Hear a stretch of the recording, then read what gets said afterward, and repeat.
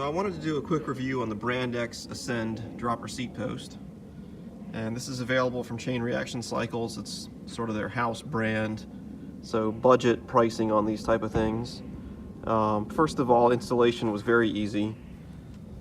In my case, it's internally routed. So the cable goes down here, pops out this end, around, back up, and then through to the lever here. And really you just route the cable first through, bring it up here, connect it to the bottom of this dropper post, slide the post down, and then the cable gets clamped down right there. Snip it off, add one of these little crimp guys, and you're good to go.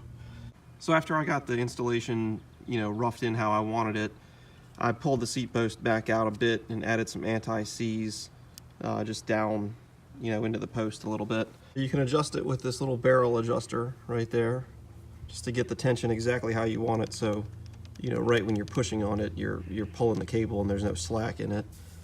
The overall operation of this thing is great. Hit the lever, seat comes up.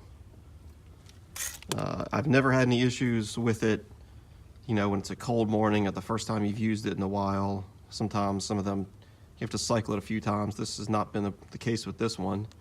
My only complaint, and I know that it's kind of a common thing with dropper seat posts, is the movement that you get in the saddle. And this movement is much worse when it's up. I would say you don't really notice it too much when you're actually riding, but it does move back and forth a little bit. That movement is just from a little bit of looseness right here, but not too big of a concern for something at this price point, and also knowing that that's kind of a common issue with even more expensive dropper posts. And the other thing, when the seat's in the down position, there's virtually no movement in it at all. Of course, that's when typically you'll be standing, so you wouldn't feel the motion anyway, even if it was there.